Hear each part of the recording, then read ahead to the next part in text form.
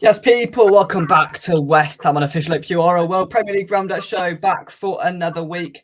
I have the normal gang with me. Josh, get up to much yesterday? Anything happen? Hang on, I can't hear. From a joke now. Oh, Jesus. Well, I can't really say the same joke as you, Sean. How are you, mate? I'm really good, mate. Thank you. Really good. Good to hear it. Good to hear it. I see we've got watching. Very good evening. I hope everyone is well. Josh is great. They're all leaving me now. They're all leaving. I can't do it on my own, lads. Well, I can, but I don't want to. Josh's granddad, thank you very much indeed for joining me. Lawrence as well. I hope you are well. Well, this is a Premier League Roundup show first. They've both just left me. I don't know whether they've planned this or not, but they've both disappeared. They both need to either put 10p in the meter or hurry up. But well, I won't get started without them, but what a weekend of Premier League action. We did see probably one of the best goals we will see in a good few years came yesterday at Goodison Park. Well, one of them's rejoins me. You both just left me, Sean. I don't know what happened there. That's all right. I got fat thumbs. I'm blaming that. That's all right. Yeah, we'll come on to the Everton United game a little bit later, but a superb goal, a scintillating goal, sensational goal from Alejandro Garnacho, which has been linked to the shin from Rooney, which made me laugh, to be honest with you. But we will get onto that a little bit later. I was going to go to Josh first, but Josh ain't here, so I'll come to you, Sean. Manchester City won, Liverpool won. Now, this has thrown me a bit because we had Peter Drury on with the metaphors at 12:30 on a Saturday, which slightly baffled me. But a game where you could probably tell we just had an international break with a lot of travelling involved, I thought, Sean. Yeah, I'd seen the bare minimum of football live this weekend.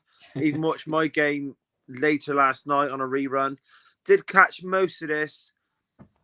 I found it a bit of a strange game, really, because I still probably think they're the best two teams in the league on quality. Some may argue Arsenal, I don't know. But they almost sort of cancel each other out a little bit. I don't know. Like, you've seen all the silky pass and a few good counter-attacks. Van Dijk was caught out, I thought, for the goal. I know Carragher's been hyping him up again this week, hasn't he? On one of his NAF TV programmes, best ever in the Premier League. I'm not anywhere near that boat, to be honest, believing in that. Yeah, I thought he was quite poor for the goal. Yeah, the main thing I noticed, and I think Pep mentioned it, both sets of fans I thought were terrible. Like Man City, they're not known for the noisiest home crowd unless a big goal goes in. But when there's a quiet home support, you can usually hear most away support sort of almost on the TV. Like, do you know what I mean? You often hear it, but I didn't hear much from the Liverpool fans at all. I don't know if it was nerves. I know it's very early in the season, so there shouldn't be that much nerves around. It just felt like a bit of a flat game, flat atmosphere. But again, it was strange because the excellence is on show in bits and bobs. Then you get a tackle in. I think I'm right in saying, was Trent given man of the match on Sky? Yeah. But then his stats were absolutely appalling. No player has been dribbled past that many times. Roasted him and he got man of the match. And Gary Neville went, he's amazing. He's all the rest of it. I tell you what, I think this game had all the ingredients to be a very good 4 Super Sunday. And it's just, I think it probably took everyone aback a little bit that it was put on Saturday R12 on Sky. Everybody was a little bit discombobulated by what on earth was going on. And it probably to a way, the players and the fans, everything just seemed quite flat about it, where it had as I said, it had the ingredients to be a really, really good game, and up there with a couple of the games we've seen in recent weeks that have been, brilliant Premier League football. Right, let's see if Josh can hear us. Josh, can you hear us? Yeah, I'm all good now. Yeah, I can't. At least one of the managers moaned about it, didn't they? Being straight back at it, didn't they? Well, I think one of the reasons why it's possibly been put there is because obviously the Tottenham's good start. They want to get Angeball on the telly as much as they can because they know that's just entertainment non-stop. So that was one of the reasons. They want to get Arsenal on nearly every game. Yeah. You know what I mean? They're going to get that game on, and then the rest just pick up the scraps around it. Do you know what I mean? If it were me, I'd have put Everton United on 12:30 and put that on 4:30. But I don't make the rules. Well, yeah, I suppose you're one that usually moans about the travelling for the fans a little bit. So if you look at it in that sort of sense, do you know what I mean? Liverpool, Manchester. Not bad sort of kick-off times-ish for them, really. I suppose you can go down that route a little bit. But yeah, it did. Some said, oh, what a great game. But I don't know, maybe I'm a bit old school. Maybe I want a bit more. Maybe, I don't know, maybe I like mistakes often make a game sort of a bit more exciting, don't they? Do you know what I mean? Without Van Dijk sort of losing Haaland a little bit, you don't get that goal. I don't know. The game didn't blow me away. Next week, Maybe, sure. Maybe it was missing a bit of Moyes ball in there just to jazz things up a bit. No, probably not. I wouldn't have said. I wouldn't have thought not quite that much, but yeah, it's. I think it's probably one of the more forgettable Liverpool City games, personally. But that's just my grumpy view. There we go. Just before we go on to Luton Palace, that is with you next, Josh. Let's take some comments. Mr. Terry Newsham, I hope you are well. Loon Star London, thank you very much indeed for joining us as well. Granted said you're correct, Jake. I spent at least 5 minutes trying to get it on TNT. Oh dear, it is what it is. Right, Luton 2, Crystal Palace 1, which has now, Josh, put a gap between Luton and the relegation zone. And I did think I would say that at any stage at this season, but I have just said it. Crystal Palace, oh dear. No, it's a funny one with Luton. I thought everyone said at the start of the season they're just going to get absolutely battered straight back down to the Championship. People saying lowest points total and all that, but they've surprisingly been the most competitive out of the 3 promoted teams by far. They look hard to beat.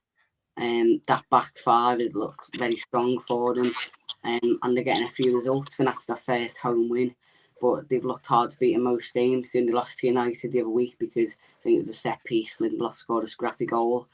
So yeah, they're definitely competing. I think that's 5 or 6 points ahead now. They are at the drop zone due to Everton's point deduction, which I'm sure we'll probably come on to later. But yeah, as for Palace, it's not great for them. It's just say every week, really, they're always going to finish between 14th and 11th, and it looks that way again this year.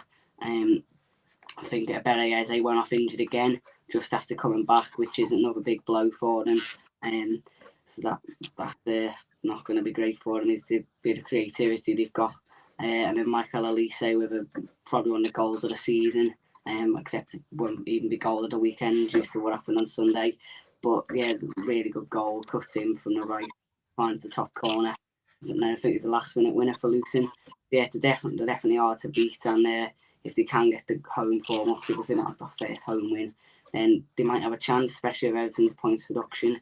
We've just got to keep getting the results. And as for Palace, it's not great, really. Just they're never really going to kick on, are they? We know they're not going to be in relegation battles. They're never going to kick on. They don't play their best football. And without players like Eze in the team, they often really. I think if you do want to kick on, you've got to be beating teams like Everton at home the other week, and they can't at the moment. So yeah, it's not looking great for them, but very good win for Luton. Yeah, I mean we've spoke at length about the teams that have come up, and you're right, Josh. I mean Luton have been the teams that have been the most competitive out of all of them, apart from when you battered them. They've only had, is it just that game where they've lost by more than 1 goal? It's all been very tight. They've been a little bit unlucky in some games not to pick up all 3, for example, against Liverpool, I thought. And yeah, I mean, they are ploughing along, and they're getting points at the moment that's keeping them above that drop. So fair play to them. For Palace, we've got them next weekend. Roy's going to do an absolute job on Moyes. I can see it already. But after that, it wouldn't surprise me if they come and beat us. But we'll see what happens there. Next, we'll go to the City grounds. This game had a bit of action. Nottingham Forest 2, Brighton 3. I believe this was a bit topsy-turvy. There was a red card for language from Lewis Dunk towards Anthony Taylor, called him something or other I won't say. And ended 3-2 to Brighton. That will be a really key 3 points for Brighton. Sure. Yes, I like the red card. That's quite. Isn't there like some lip readers out there lip read him telling someone else what he called him? Yeah. I quite like that. Do you know what I mean? I know we go on about decisions and that, but if a player talks like that to a ref, good, get him off. And if I'd be quite smug if I was an official and sent someone off for that. Do you know what I mean? Like, I think players, you've seen them in their ref spaces being over the top far too much. I think that's quite a cool red card. Yeah, good win for Brighton. I know. Didn't you say the other week about Forest's incredible home record? I'm imagining that, didn't they? Not many people won there in a long time. I know we sort of mentioned about Brighton after European weeks.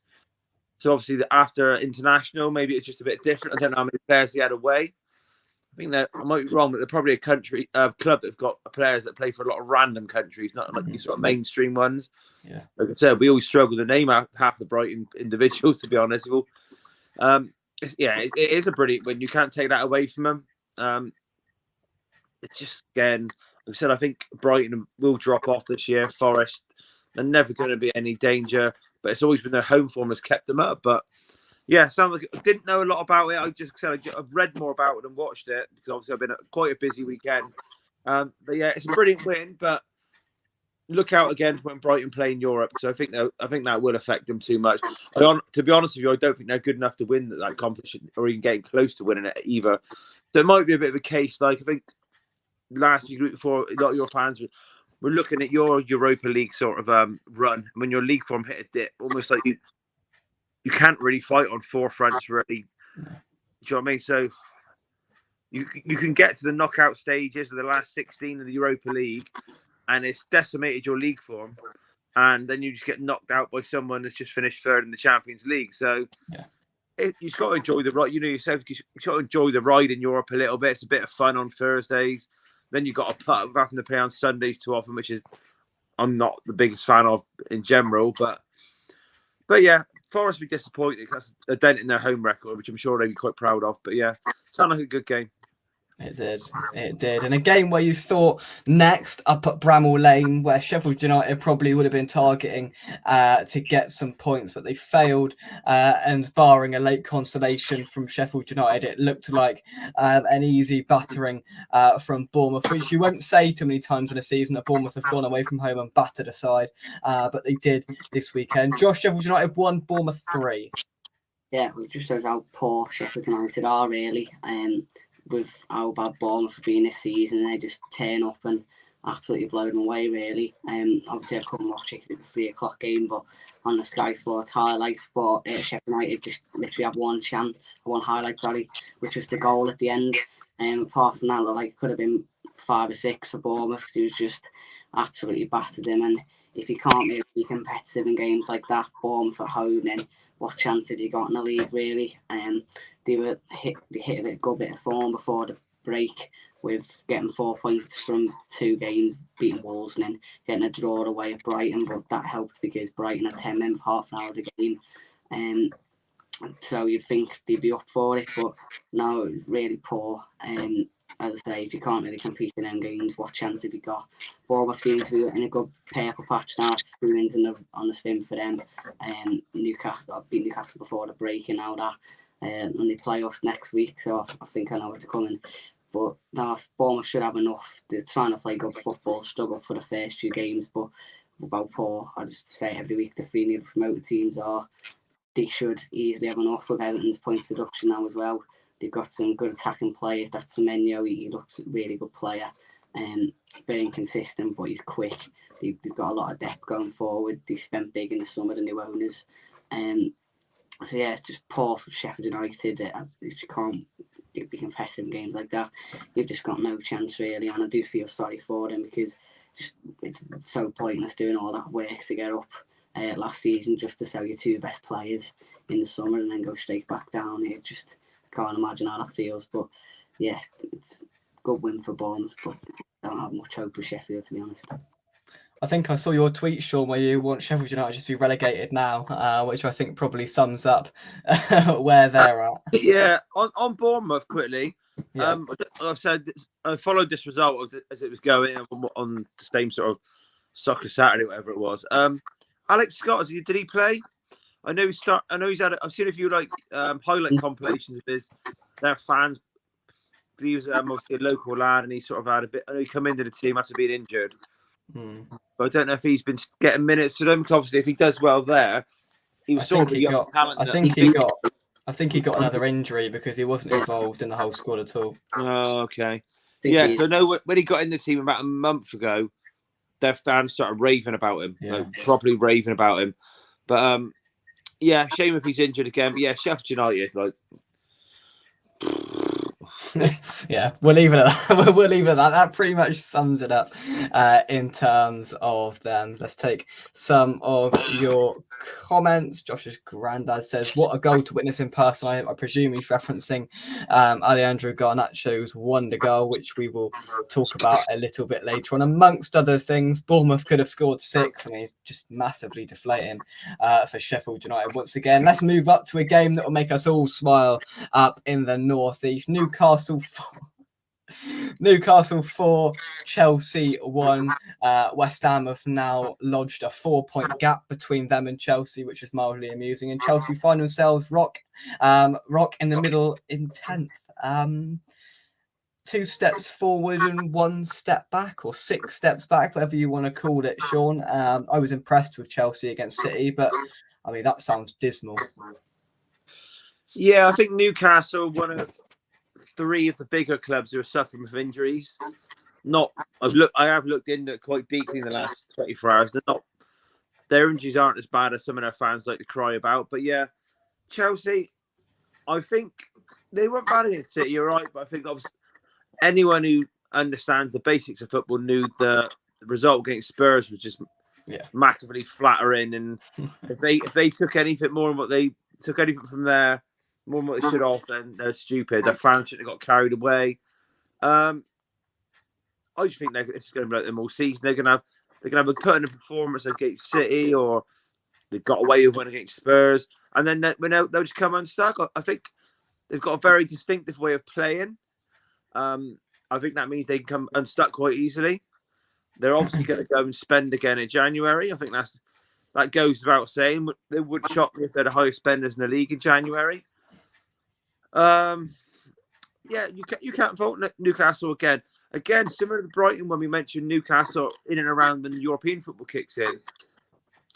Clearly coming back. I don't know when they had most of their players back, but I know they're missing about 4 or 5 first teamers-ish that would usually start at the most. But yeah, again, after an international break, sometimes you get smithy result, they got the job done, and that's all they can keep doing. If they put out a strong enough team and you still win, then you got to just grab it with both hands, because a few teams aren't getting that bit of luck go their way with them sort of things. Fair play to them. Obviously, they've got a massive game over in Paris tomorrow night where they need to get something, ideally, as they currently sit at bottom of the group in an albeit very tight Champions League group. To be fair, I'd rather they finish 4th. I know it's English club, but I'd rather they finish 4th and didn't drop down into the Europa League, because I don't think that would benefit us in any way, shape or form. But look, yeah. Brilliant for Newcastle. They keep winning in the Premier League. Chelsea, yeah, enough said. Enough said there. Let's move to Turf Moor. Burnley 1, West Ham United 2. Yeah, it's very lucky, isn't it? Extremely lucky to sit there on the 85th minute, everybody going absolutely berserk on Twitter about how awful it was, and then for 5 minutes later to be nicking all 3 points away from it. Sounds like a horrible game of football, as everyone expected.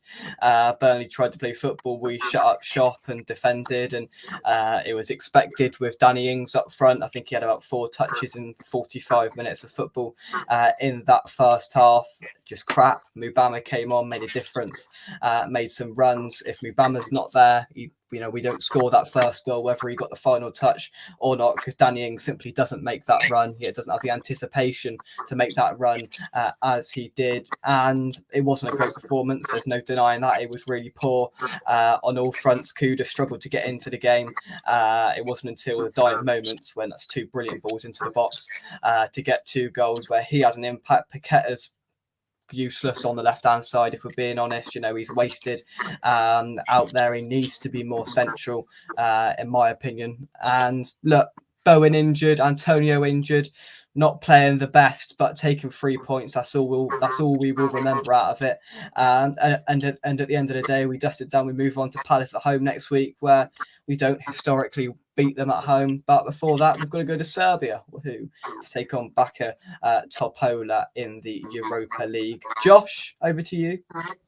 Yeah, it looked like Burnley had by far the best chances in the game from what I saw, and they were a much better side. And yeah, I was watching it on Soccer Saturday, listening to it on Soccer Saturday, and 2 late goals, not the one for Burnley really, but yeah, it's a classic Moyes really, just sit back and then last 10 minutes go for it and see what happens. But yeah, it worked that time. I think he's up to about 9th now, is it? So yeah, doing a lot better than last season, especially with Europe as well. But yeah, killer for Burnley, that one. Yeah, we were speaking about it yesterday actually, and if I was a Burnley fan, I think that would probably relegate me now. I'd probably say that's it. Just something mentally for them being 1-0 up with 5 minutes of normal time to go, where they desperately need points. You know, they had 4 from a possible 39 now, something stupid, 40 points that they've received so far this season, and with 3 points right there, you know, in the grasp of their hand to chuck it away like that, I think that could finish them off. And look, it's a very naive, young, and youthful squad that is ahead of their time in the Premier League and the process that Vincent Kompany is trying to imply at Burnley, but they've just simply not been anywhere near it. And the inexperience showed, I think, once again against us. We've got to move on. We take the 3 points on paper. It's all looking good. On the pitch, it doesn't look so good. But as long as we keep grinding out results, then that's the way it's going to be. And yeah, all of a sudden, we've got Crystal Palace at home, where hopefully we can win. Spurs away. Who knows what's going to happen there? Wolves, Fulham games should be winning, and then we're at Christmas then. So look, it doesn't look as bad as some people are making out at the moment, but it's not fantastic. That is for sure. Right, our resident Spurs fan David reckons we're going to beat you lot soon before Christmas. Well, it depends who's there, to be honest. Depends on Ben Davies and what's his name, a centre half, doesn't it? Sean, Brentford 0, Arsenal 1. Oh God, I forgot about this game. I thought we were moving on to Sunday. Honestly, I don't watch Arsenal often, very rarely. So you can take over. I did only went very good though. I'm quite fortunate. Is that true? Yeah. I watched bits of it. They weren't fantastic. Last minute winner from Kai Havertz, who according to their song has scored again, even though he's only scored 2 goals, and one of them was a gifted penalty. But anyway, I do have one point to make about Arsenal in general, which Go on. probably, and this is going to back your boys as well and your fan base, because I've noticed in the last probably month, all of a sudden Declan Rice is this world-class footballer which he's never been before. Yeah. And all your fans seem to be jumping on, oh, it's the big 6 favouritism. He's always been that. What I genuinely think when I've seen Arsenal this year, Declan Rice has been playing very well. But I think their midfield this season is worse than what it was last season. So, yeah, they got the superstar playing in midfield, up and down. He's probably doing the box-to-box a bit like he did for West Ham a couple of years ago. You know, when he was bursting runs through? Last year, he was more like a sweeper, I thought, for West Ham a little bit.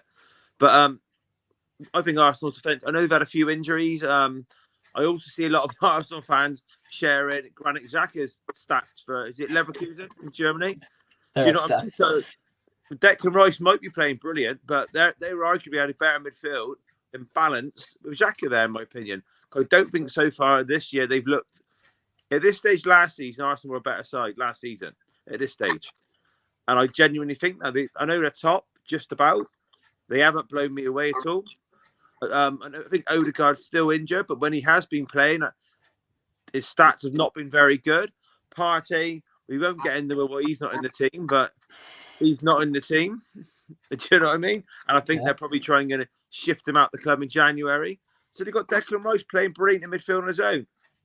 It's a team game. We all know that. Let's see. I don't think their midfield is as good as it was last year, and I genuinely think that. Yeah, I agree. Yeah, that the Arsenal online fan base is amusing. If you ever want to have a laugh, just go and look through some of their pages and see what they say. Josh's granddad's going to leave, but he says when you get to Everton United, remember Man United had 1 shot on goal in the first half and scored from it. We had at least 4 good chances the second half once the penalty went in. But that was it. All the company to replace Pep chat seems to have gone quiet. Moyes has more chance. Yeah, that tells you how much chance he's got. Right, let's get on to to it then. We've rattled through everything else to get to Sunday, where most of the drama happened. Now, to my distinct shock, I've seen the Spurs fan base moaning about decisions and tackles on Twitter. It's all gone a little bit peak-tong there. And Josh, it's Ollie Watkins who's got me some fantasy points. As Aston Villa have come from behind to beat Spurs 2-1. Josh, fire away. Yeah, well, I've got to be honest, first half I thought we were not great whatsoever. I thought Spurs were by far the better team. It honestly could have been 3 or 4-0 at half time. As for the penalty appeal, I did not think it was a penalty from Carlos on Hill. Yes, he put his elbow, but it just looked worse because Hill was about 4 foot. That's what I think. I didn't think that was a penalty. Watkins' offside goal, it probably was just offside. From one angle, it does look on, but you just know what you're getting there. I can deal with that. But no, the first 10 minutes, it was 100 mile an hour. The game was straight away. Spurs trying to go long over the top here, trying to catch out our high line. And I thought we were going to get battered first 10 minutes because of how much they were getting in. Martinez with a few crucial saves. But then we sort of grew into the game. We finished the half very well. Pau Torres was very good header right at the end of the first half. And then second half, we were so much better. We were in control of the game. We had chances to put the game to bed there, but we couldn't. And then it was a very good finish from Ollie Watkins to put us in front. And Watkins missed another sitter later on as well. I just think he's better when he doesn't have time to think about it. But when he's got time to think about it, it's one of them. Head down, doesn't think about it. It'll probably go before when he has time and space. It probably won't. But no, that was a very good finish. And I thought we were in control second half. Tielemans and Bailey coming on half time. I thought that made a difference. Tielemans playing a few good through balls to Watkins and helped for the goal as well. And Heung-min Son with his hat-trick of offside goals as well in the second half. So yeah, the high line definitely worked a lot better second half. Last 20 minutes, Spurs give it a go, but we still looked quite dangerous on the counter, and we were a lot better. And despite not being the better team, I think we took our chance when we did get them. Yes, it could have been more second half, but sort of like we're finding a way to win games now. We're grinding games out. It's like I've said it a few times now since Emily's come in, like the amount of times under Smith and Gerrard, and even Bruce in the Championship. We just batter teams, but we're not clinical. Like now, we're doing what elite teams do. We're finding a way. Like Arsenal on Saturday night, they were really poor. Brentford, obviously a low block. They couldn't really break them down, but they still found a way. And I feel like we're beginning to do that now. Spurs obviously were the best team first half, but when you've got Ben Davies and Emerson Royale at the back, if you press them, they will make mistakes, and I think that's what we did second half and the end of the first half. Last 5-10 minutes of the first half, all they were doing was just giving us the ball back really, and I think Spurs would have took a chance in the first half. The game would have been put to bed, but no, we did much better second half. We controlled the game, and fair play to Leon Bailey. He has been a lot better this season. I've given a lot of stick a few times, but since you slagged him off, has he got a bit better, Josh? Yeah, he has been a lot better off the bench this season. I'll have to give him. And I thought we were really good defensively second half, so I thought Diego Carlos did well. Torres on the ball, it was just ridiculous. The only one I'd say didn't do the greatest, probably Luca Dean. He's been poor for a few weeks now, but now as a unit, we're definitely playing really well into the top 4 now, which is just mental, but hopefully we can keep it up. But no, it was definitely a good performance overall in the end, second half. Sean, a couple of things. Firstly, the elbow thing. Listen, it looks bad, but it's zoomed in slow motion. I'd be interested to see what the real time angle of it is, and the video of the quite firm challenge from Matty Cash, whoever it was that's gone round on Twitter. And I've seen all the Spurs fans go, "You wait till Romero gets to him." Well, Romero makes that challenge every week, and they don't moan about it. So, your thoughts on it all, Sean? You said about the slow motion. I know people whine about the slow motion and all that, but the VAR uses slow motion. So at the moment, we've got to go on that, haven't we? Really. I think it could have been a red card, not just a penalty. No, I agree. On another day. And that's not being biased. He looks like, to me, he means to elbow him. I know. I agree with Josh. Brian Hill is not the biggest player. He was sort of slightly going down, but he pulls his arm back and swings it. It does look a bit intentional, but it won't given. Look, there's a lot of ways you can look at this. I think I've looked at other teams. No team in the league's got close to the injuries we've got. This isn't crying because you can partly blame ourselves for not building a big enough, strong enough squad. We've got 6 guaranteed starters out. Josh said about Villa improving in the second half a little bit. I'll agree with him, but I think a lot of that was to do with Matty Cash taking out Bentancur, who I thought was probably the best player on the pitch. That's another starter that's been out for 6 months with an ACL. Now he's got his ankle done. I think Spurs fans are on at Matty Cash a little bit because he did another cynical tackle, very similar a few years on Matt Doherty, where he wiped them out and injured him. So he's got previous. So it's not just a one-off. They've brought out a history book about it, haven't they? Yeah, we're a clever fan base. Christ. But I'll be honest. Like Josh said, we weren't very good in the first half. I think that's more to do with how, and we've got so many injuries. But he's still going to play the same way. And I watched the game last night, a couple of hours after it finished, and I like his philosophy. He said non-stop. He's not on it. It's not about the short term. Us being top, second, third, fourth. If after the next 3 games, he might be 6th, 7th. It's a long-term plan. So the fact that he's still playing the same style with nowhere near the team that he wants out there, I quite like it. We badly need a few back. Badly. Like, if I said to you, Jay, take out your best 2 centre-backs, what have you got in your head, right? Then take out another centre-back, what have you got? Take out your best creative midfielder, then take out 4 centre midfielders, then take out your next 4 left-wing options. Do you know what I mean? I've looked at it. Man City would get the same results. So we got Man City next week. I don't know we're going to go for it still. We will still go for it. Do you know what I mean? And it might be Is that on telly, Sean? Because I now want to watch that. It'll be entertaining. It'll be on the telly because it's going to be entertaining.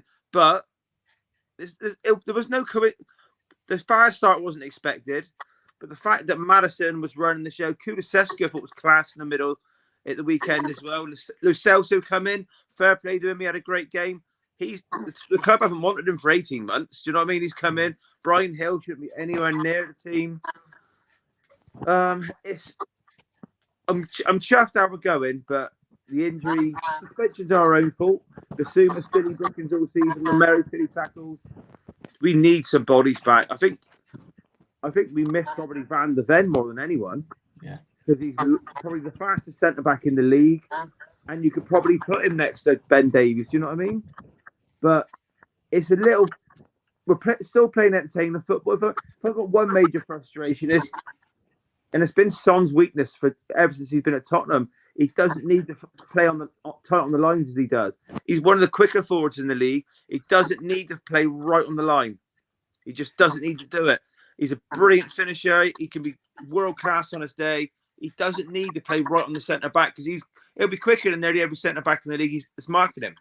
He doesn't need to do that. So it's frustrating with missing players. I think 6 or 7 guaranteed starters aren't even available. Like the internationals, Pape Sarr, when the young players coming through, he started the first 6 or 7, injured. Don't know when he's back. Bentancur. It's unfortunate. It is unfortunate. You know, it's been a mental.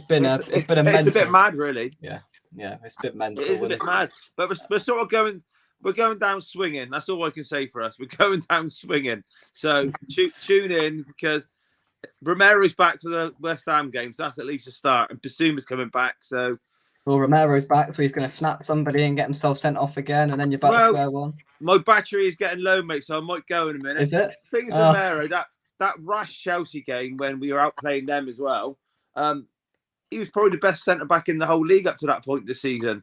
He was nominated for Player of the Month before we did that foul.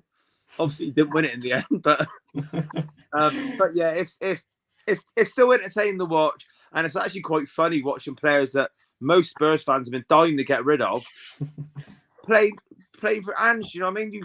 You can see like players that shouldn't be there, like still giving it a go, and yeah, it is what it is at the moment, mate. But no, even Man City won't cope for these first teamers out. I think Man City even struggle when they're missing Rodri. They have a little blip when he's out. You take out Rodri, De Bruyne, their best two centre backs, Bernardo Silva, Grealish, Foden. You take all them out. Do you know what I mean? They're going to struggle versus Villa. Let's get a move on then and finish things off right.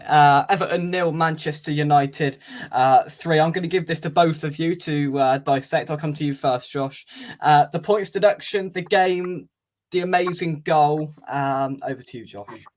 Yeah, just on the injury thing there, just for a second. About Villa, I think we've also had quite a few injuries, and I think we deserve a bit of credit just because we're playing in Europe as well. Like, we've had Taro Mings who got injured in the first day. We had Emi Buendia who got injured just before the season even started. There, 2 ACLs straight away. Then Jacob Ramsey also got injured before the season started in the England under-21s Euros. Van Alex Moreno got injured again last season, still not back. So that's like 4 of our players who got 4 of our 11 who got us into Europe last season. We've had out, and we're still like 4th or 3rd. So like I do think, like, I know Spurs have lost half the team, but they've got no Europe. Whereas like Villa, we're still like in the top 4 with 4 of our main players out from last season, and we're still in the top 4 and in Europe. Like, I think that's something to give us credit for as well. But anyway, the Everton game. Yeah. First of all, I think the points deduction is just a bit silly, really. And when you've got the 6 teams who tried to break away from the league the other year, who get a £20 million fine between them. What's that, like 2 million each, something ridiculous like that. It's just embarrassing, really. And then Everton, one breach, I think they were £20 million over, just or less than that's about £19 million, and they get 10 points. That's just ridiculous.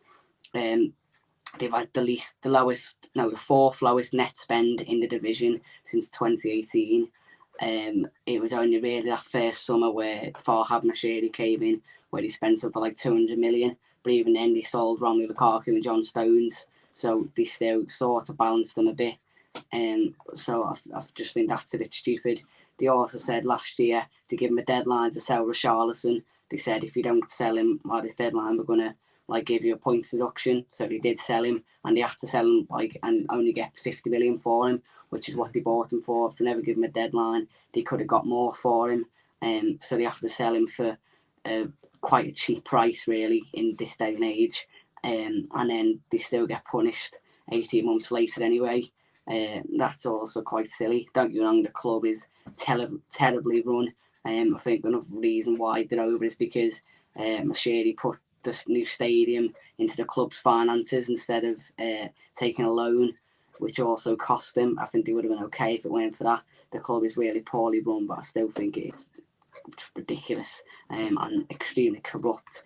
And anyone who says there's no Big Six bias, you're just stupid, really, because there's literally blatant evidence when they try and break away from the league and just get that, and then Everton have one financial fair play breach and get 10 points deduction. It's just silly. And if Manchester City don't get a very big punishment, then I can't imagine a protest then.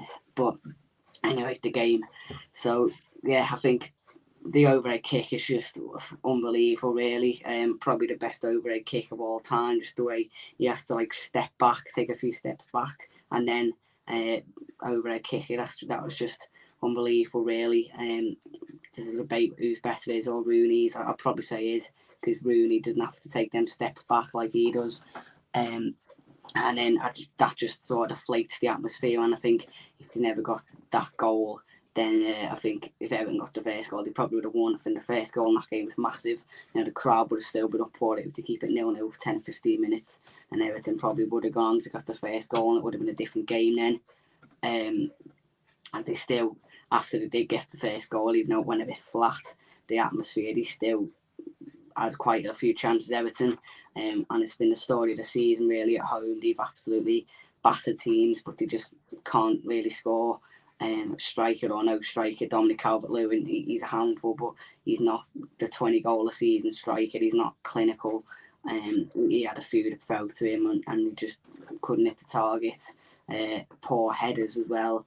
It just falls to the core and Garner Gay as well. It's just fallen to the wrong people who just could not take the chances. And it's been a story this season at home. There's so many home games I've watched them in that they could have won, and they haven't, just simply because they're not clinical enough. And then second half, you think if they don't get first goal of the half, they got a chance, but just silly penalty to give away from Ashley Young, and then as soon as it goes down to 2-0, it's game over then. And Anthony Martial gets his third. He always seems to score against Everton. And that's it really. I think to give it a good go, Everton, like they have in all the home games. If they would have won all the home games, like they should have won most of the home games, not all of them, but there's been, I can tell you, at least 3 home games this season which they've lost, and they definitely deserve to win. They probably would have been about 14th even with the points deduction. And just quite frankly, that's why the way they are, they create the chances. It's not the manager really, it's just they're not clinical enough in the final third. And as for United, they are on quite a good bit of form, but it'll be interesting when they start playing the bigger teams, see how they get on there. And as I say, they scraped past Luton, got very, very lucky against Fulham, lucky against Sheffield United. I think Everton were a better side for that in that first half, and they sort of give up in the second half. They were poor, Everton, but I think if it stayed at 1-0, maybe they could have got something. And I still think for United, it's not looking great for them. Looks like they should be going up to the Champions League. But as for Everton, I'm still going to back them. I still think they should have enough. The quality of the league's really poor this year. I think they're only about 4 or 5 points off. They've got Forest away next week. That's who I think Taiwo Wandi's out for the season, which is a big blow for them. That's a good chance. And I think they should still have enough, but it's going to be difficult for them, and they need to start taking the chances. Absolutely, yeah. I commend Everton for the protest against the Premier League. I really do, and I do feel from because they've broken one rule, and whether I think they've broken the rules, and that's not something that's been swept under the carpet. But the issue that comes, I believe, with Everton fans and with everyone else in this league is that not about how long it's taking for the Man City charges to be acted upon. It's just because we deep down all know that it's going to be swept under the carpet. Oh, don't worry. Or they'll give them a points deduction that means they either stay in the league or they still win the league, or they'll do a bit of an agreement with them. If you shake our hand, we'll shake yours. If you get what I mean, and that's the fear. Everton have been dealt something quite harsh, and I think it's harsh because it's unprecedented. It doesn't happen very often. When was the last time there was a points deduction handed out in the Premier League? I don't know. I can't remember. But look, I feel for Everton.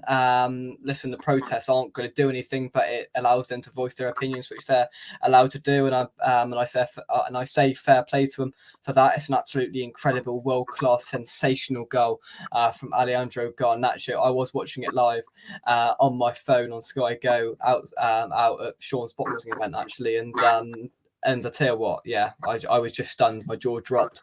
It was brilliant. And that was me thinking Mohamed Kudus was going to get the Goal of the Month award for his goal against Brentford. And then that happens, which is just our luck. But no, fair play to Man United. They got the job done. They've been lucky in recent weeks, as Josh mentioned, but not there. I think they deserved to win. And that goal early on killed off Everton. I thought killed the atmosphere and killed off their chances of winning the game. We will leave it there. It looks like Sean's battery has run out, so we thank him for coming on tonight. Let's take some final comments before we wrap things up. Where are we? Right, Rani Bubble says, it's okay saying it's only 20 million, but 20 million does represent almost a 20% overspend. We all don't know the rules and regulations about it, whether it was a serious breach or a minor breach. There isn't really any law parameters about what happens. It just seems like they go, give them 10 points and move on. It's very bizarre. The problem the Everton cases, they've been completely transparent with the Premier League. Everton, they've tried to cooperate with them all along, whereas City and Chelsea, they've just turned their backs on them and not even cooperating with them, which I think is probably actually the best thing to do, because it's almost like the Premier League are like scared of Man City and Chelsea when they do that, with Everton like sort of try to be the good guys and cooperate with them all the way, and it's just it's cost them, because like, oh, these aren't going to do anything if we give them a point deduction. And that's what's happened. I think the City punishment, it'll be in about 4 years. They'll probably just give them like a big point deduction, like a 40 point deduction, minus 40 point deduction. But then they'll probably that'll still be enough to stay up, because they'll get 80 points. Yeah. So then they'll come about 14th still, won't they? So it's not ideal really. But yeah, rant over. It is what it is. Ronnie also says, back to Everton, not saying it's not harsh, but saying 20 million doesn't sound a lot in percentage terms. It's not insignificant. It's not, but it's also pretty insignificant when you put it up against what Chelsea and Manchester City have done, in my opinion. But I mean, whether they'll get any punishment, I won't hold my breath on that one. We got punished when we broke the rules. Luton got punished. I see them in Spurs are under the firing line now because of a dodgy transfer they did involving Jermaine Defoe, I think it was a good few years ago. They're digging up dirt. Journalists are digging up dirt on every club now and seeing whether a points deduction is it's like VAR. It's pretty unpredictable. No one knows what's going on, and everyone's moaning about it. But yeah, we will leave it there. Thank you very much indeed. International break is over, and I'm glad of it. And we'll be back next week for another Premier League roundup show. Josh, thank you very much indeed for joining me. Congratulations on your win at 3 Point Lane. Oh, no worries, mate. I'll see you next week. We will. Fulham versus Wolves tonight. Josh, if you want to give me a prediction, you can. But it's a forgettable game, really, isn't it? I'm not too bothered, to be honest. But I'll probably go 1-1. 0-0 for me. Really boring Monday night football offering from me. Come on, you Lions, up the Villa from Josh, and we will see you soon right here on West Ham Official. Thank you very much. Building up to the back of the Polar game on Thursday, and then we've got Palace at home on Sunday. So plenty of content to come. Check out this morning's Monday morning chat talking about Mubama and Saturday's game, and that should tie you over until our next show. Josh, thank you very much, and everyone else for watching. We'll see you soon. Bye-bye. See you later. Cheers, Josh.